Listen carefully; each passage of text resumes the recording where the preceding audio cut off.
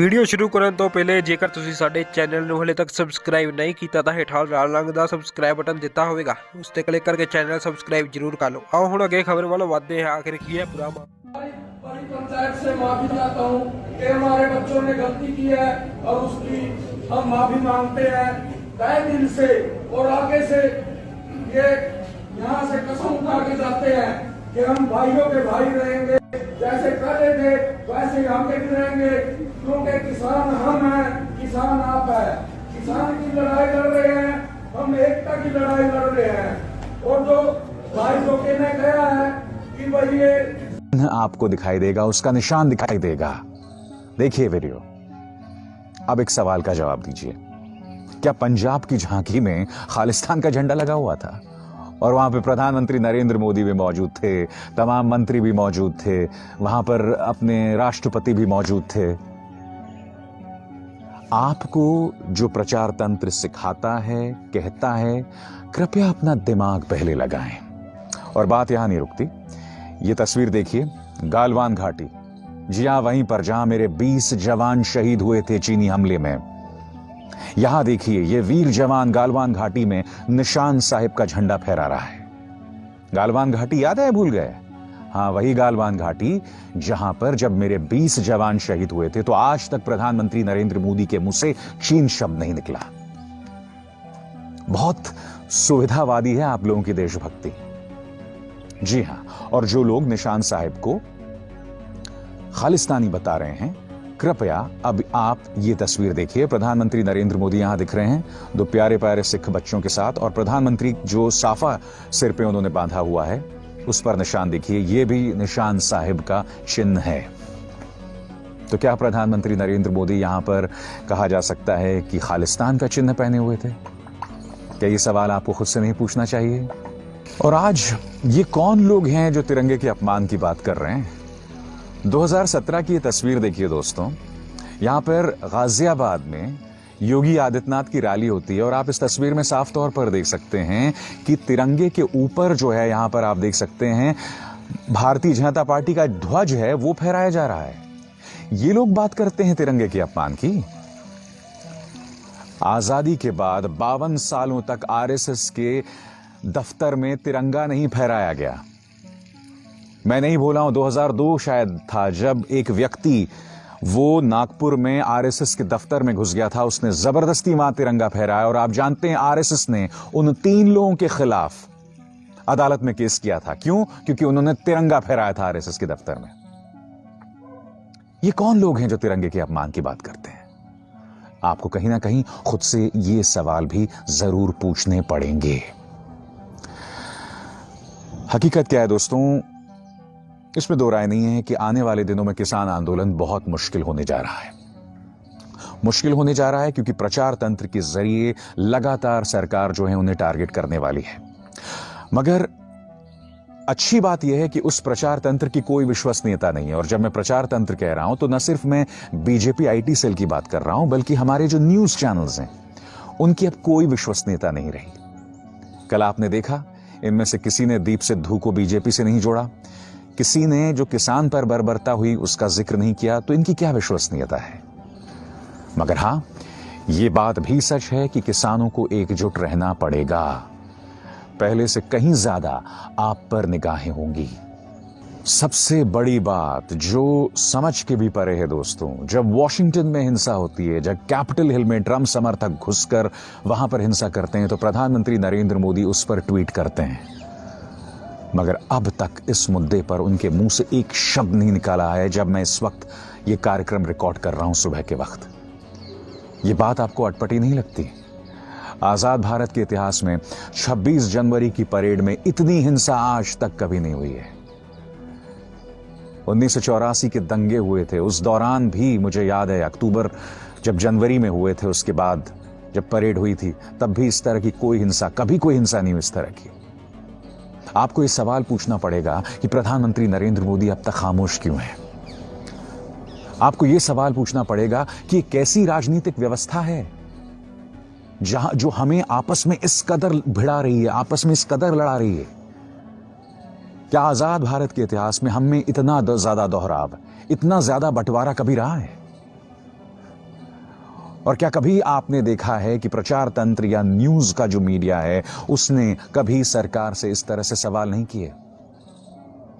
ये तमाम सवाल आपको खुद से जरूर पूछने होंगे अगर आप चाहते हैं कि बतौर गणतंत्र, बतौर लोकतंत्र हमारा देश बचा रहे।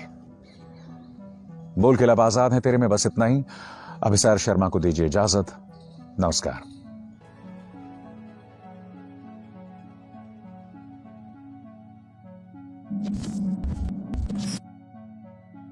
हमारे लोगों पर डंडा बजाना चला और उनकी ये थी कि जो सरदार हैं उनकी पगड़ियां नीचे गिरी थी, उन पर लाठियां चल रही थी, वो सरदार की नहीं थी। ये कल इतिहास में दर्ज होता कि देश का किसान गद्दार है, ये किसान की पगड़ी का सवाल था। हमने वो बचाने का काम करा और हमने गांव के लोगों को अपील करी। यहाँ का पानी काटा गया, यहाँ की बिजली काटी गई, गांव के लोगों से अपील करी कि मैं पानी जब पीऊंगा जब गाँव से पानी आएगा।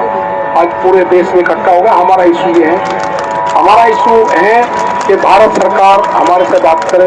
जो 3 बिल हैं, जो MSP हैं, उस पर बातचीत करें। कुछ हम भी किसानों को समझाएंगे, कुछ सरकारें समझेगी और ये बातचीत का दौर दोबारा चालू हो। धीरे से आप लोग खड़े रहे, धीरे ऐसे नहीं भाई, आपस में 2 बार हो जाएगा, खड़े रहो 2 बार हो जाएगा। तो मैं मनीष भाई से चाहूंगा कि वे भी इसको एक बार एड्रेस करें। धन्यवाद।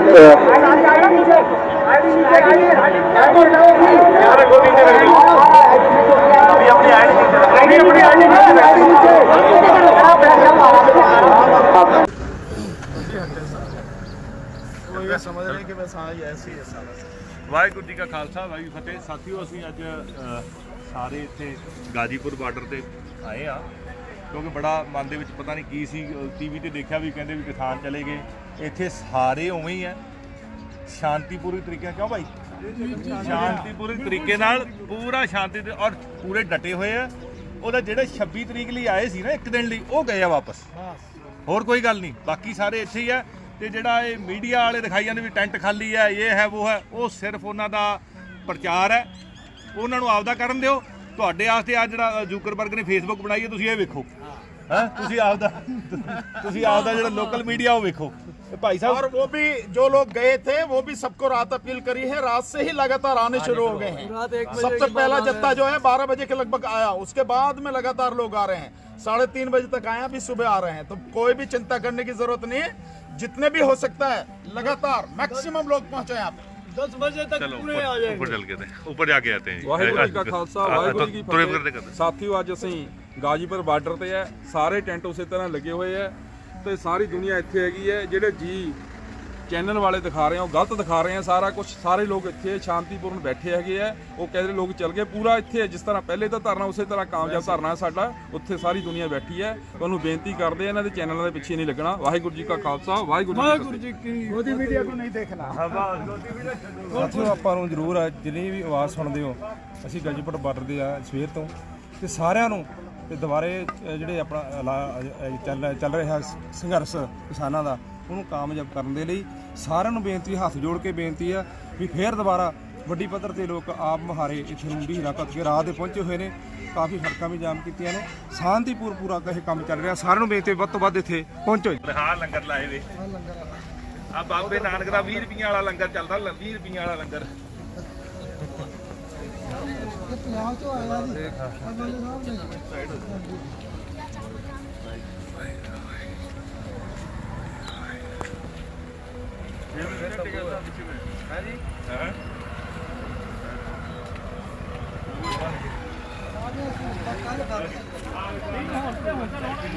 ਵਾਹਿਗੁਰੂ ਜੀ ਕਾ ਖਾਲਸਾ ਵਾਹਿਗੁਰੂ ਜੀ ਕੀ ਫਤਿਹ। ਐਮਐਲਏ ਨੇ ਪੰਜਾਬ ਚ ਹੁਣੇ ਆਏ ਨੇ, ਰਾਤ ਤੇ ਚੱਲੇ ਹੋਏ ਆ।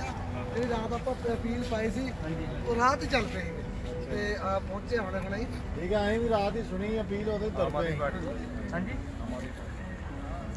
ਨਹੀਂ ਅੱਜ ਦੇ 2 ਮਹੀਨੇ ਤੋਂ ਕੱਲ ਵੀ ਇੱਥੇ ਬੜੀ ਪੋਜੀਸ਼ਨ ਖਰਾਬ ਹੋ ਗਈ। ਉਹੀ ਨਹੀਂ, ਉਹ ਦੇਖਦੇ ਸੀ, ਅਸੀਂ ਮੀਡੀਆ ਵੇਖ ਰਹੇ ਸੀ। ਯਾਰ ਬਹੁਤ ਕੀ ਇਹ ਇਹਨਾਂ ਨੇ ਬਹੁਤ ਕਰਨਾ ਸੀ ਕਿਤੇ ਮੀਡੀਆ ਨਾਲ। ਹਾਂਜੀ ਹਾਂਜੀ ਮੀਡੀਆ ਨੇ ਬਹੁਤ ਤਕੜਾ ਸਾਥ ਦਿੱਤਾ। ਮੀਡੀਆ ਦੇ ਬਹੁਤ ਸਾਥ ਪੁਲਿਸ ਨੇ ਇਹ ਤਾਂ ਕਹਿੰਦਾ ਸੀ ਅਸੀਂ ਲਾਠੀਚਾਰਜ ਕਰਨਾ ਜਾਂ ਸਾਡੇ ਸਟੇਜ ਨੂੰ ਗ੍ਰਿਫਤਾਰ ਕਰਨਾ ਹੈ ਸਾਹਿਬ ਨੂੰ ਸਾਡੇ ਤੇ ਲਾਠੀਚਾਰਜ ਹੋਣਾ ਤੇ ਅਰਗੂਮੈਂਟ ਦਿੱਤਾ ਕਿ ਇਹਨਾਂ ਦਾ ਖਾਲੀ ਕਰਨਾ।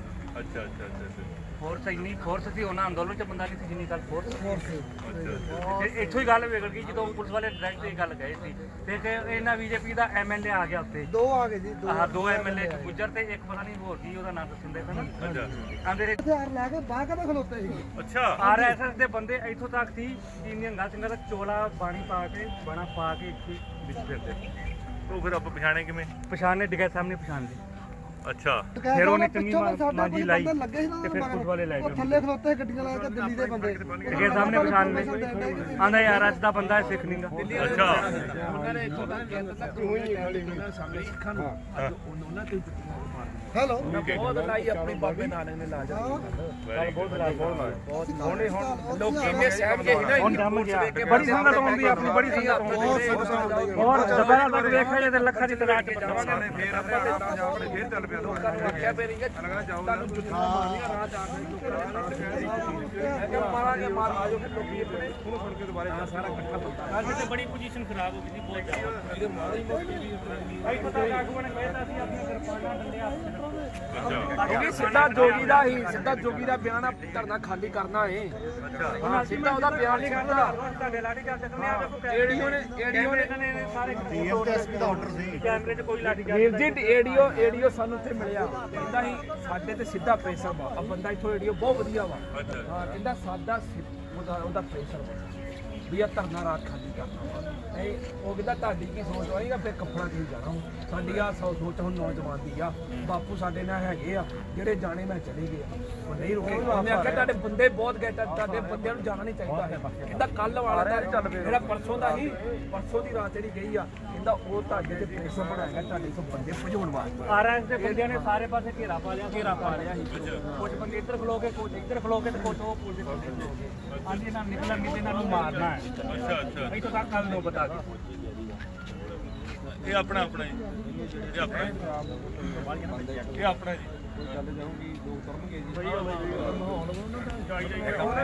ਸਾਫ ਕਰਵਾ ਇਕੱਠਾ ਕਰਕੇ ਦਿਖਾਈ ਜਾਂਦਾ ਜਿਹੜਾ ਦੇਖੋ ਯਾਰ ਬੰਦ ਕਰਨਾ ਯਾਰ ਬੰਦ ਕਰਨਾ। ਸਾਰੇ ਚਲੇ ਗਏ ਆ ਇੱਥੇ ਲਗਾਇਆ ਜੀ ਸੁੰਦਰ ਕਰਨਾ ਇਹ ਕਰਨਾ ਉਹ ਕਰਨਾ। ਦੇਖੋ ਜੀ ਬਾਬੇ ਆ ਦੇਖੋ ਆ ਬੈਠੇ ਸਾਡੇ ਬਾਬੇ ਹੈ ਐਵੇਂ ਸਾਲੇ ਮਾਰੀ ਵਾਲੇ ਭਗਾਈ ਕਹਿੰਦੇ ਜਾਵੜੇ ਇੱਥੋਂ ਛੱਡ ਕੇ ਸਾਹ ਡਟੇ ਬੈਠੇ ਤੇ ਬਾਬਾ ਡਟੇ ਬੈਠੇ ਨਾ ਆ ਬੈਠੇ ਡਟੇ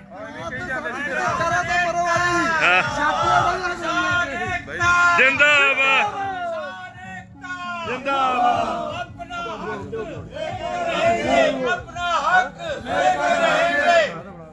ਅਸੀਂ ਉਹ ਕੁੱਤੇ ਹੋ ਕੇ ਆ ਗਈ ਕਿਆ ਬਣ ਗਈ ਓ ਬਾਪੂ ਕਮਾਲ ਅੱਲਾ ਜਾ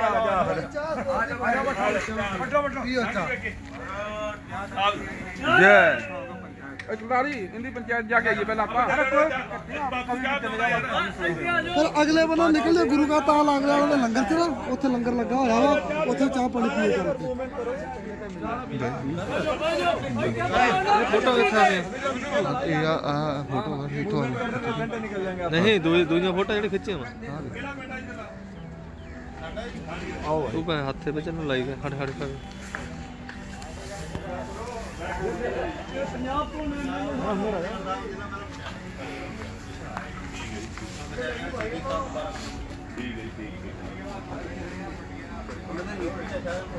ਆ ਜਾ ਯਾਰ ਤੂੰ ਵੀ ਆ ਜਾ ਆ ਜਾ ਵੀਰੇ ਆ ਜਾ ਅੰਦਰ ਆ ਜਾਓ ਇਹ ਮੁੰਡਾ ਇੱਥੇ ਮਿਲੇ ਸਾਨੂੰ ਨਾਲ ਕੋਈ ਨਹੀਂ ਸਭ ਠੀਕ ਹੈ ਕੋਟਪੂਰਾ ਜੀ ਕੋਟਪੂਰੇ ਦਾ ਪੱਤਰਕਾਰ ਸੀਗਾ ਮੁੰਡਾ ਸਭ ਤੋਂ ਘੱਟ ਉਮਰ ਦਾ ਸਨਮਾਨ ਕੀਤਾ ਸੁਰਜੀਤ ਸਿੰਘ ਬਰਸਾਲੇ ਨੇ ਕਰਮਜੀਤ ਚਾਨਾ ਹਾਂ ਉਹ ਸਾਡੇ ਕੋਲ ਆ ਰਿਹਾ ਉਹਦਾ ਵਿਆਹ ਬਾਅਦ ਚ ਹੋਇਆ ਪਹਿਲਾਂ ਸਾਡਾ ਸੰਪਰਕ ਹੋ ਗਿਆ।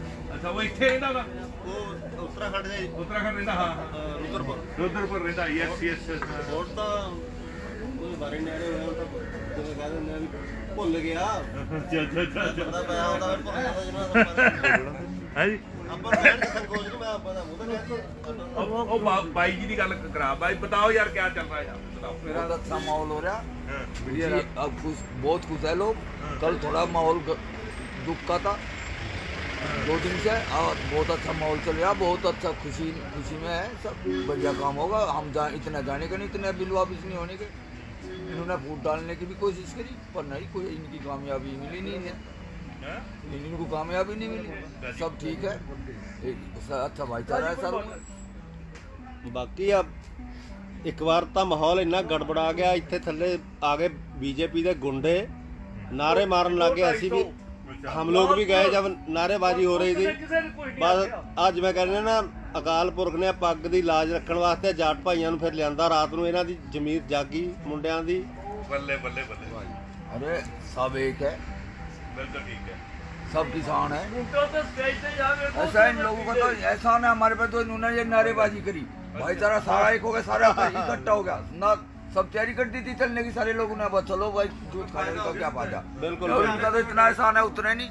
उन्होंने जो बंदी गालियां दी, गाजीपुर बार्डर ਦੇ ਉੱਪਰ नारेबाजी इसी का तो परिणाम है। ਅਸੀਂ ਡਕੈਤ ਸਾਹਿਬ ਮਿਲਦੇ ਆ ਜਾ ਕੇ ਉੱਪਰ, ਉਹ ਇਸ਼ਨਾਨ ਵਗੈਰਾ ਕਰਦੇ ਨੇਗੇ, ਤੇ ਰਾਤ ਦਾ ਜਿਹੜਾ ਚੈਨਲ ਦੇ ਉੱਪਰ ਦਿਖਾਇਆ ਜਾ ਰਿਹਾ ਸੀ ਉੱਥੇ ਬਿਲਕੁਲ ਕੁਝ ਨਹੀਂ ਹੈਗਾ, ਤੇ ਸਾਰਾ ਕੁਝ ਸ਼ਾਂਤੀਪੂਰਵਕ ਇੱਥੇ ਜਿਹੜੇ ਲੋਕ ਆ ਉਹ ਬੈਠੇ ਨੇ।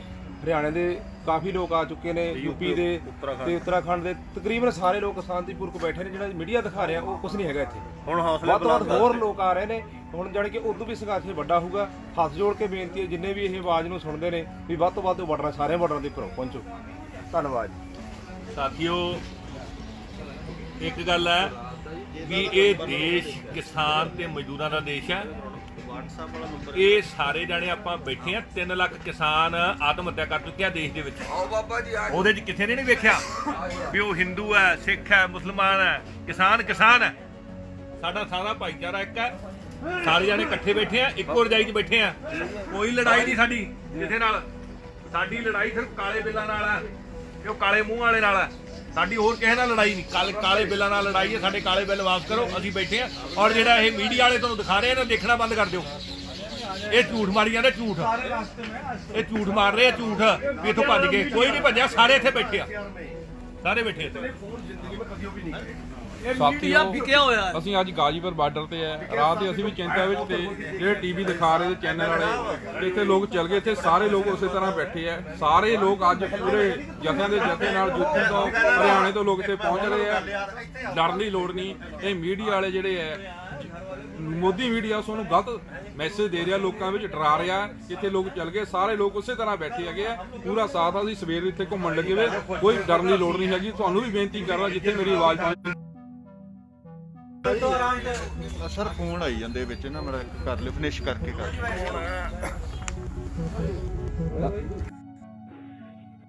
ਹਾਂਜੀ ਵਿਕਰਮਾਜੀਤ, ਹਾਂਜੀ ਹਾਂਜੀ, ਇੱਕ ਵਾਰ ਉਹਦਾ ਫੈਸਲਾ ਗਲਤ ਲੈ ਲਿਆ ਜੀ ਭਰਤਰੀ ਨੇ, ਜੀ ਭਰਤਰੀ ਨੇ ਫੈਸਲਾ ਗਲਤ ਲੈ ਲਿਆ। ਆ ਲੈ ਬੇਟਾ, ਆ ਫੜ ਲੈ। ਕਿਸੇ ਪੜਭੁੰਜੇ ਦਾ ਅੱਗ ਬੁਝਾਤੀ, ਹਾਂਜੀ, ਉਹਨੇ ਭਰਤਰੀ ਨੇ ਹਾਂਜੀ।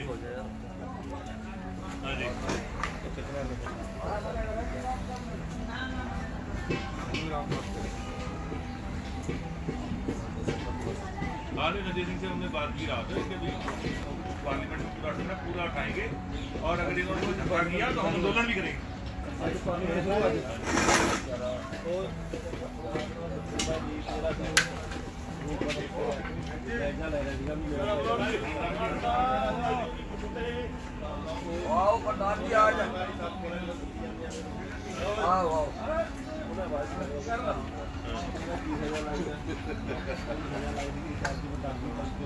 आज आज और भी बढ़िया, ठीक है।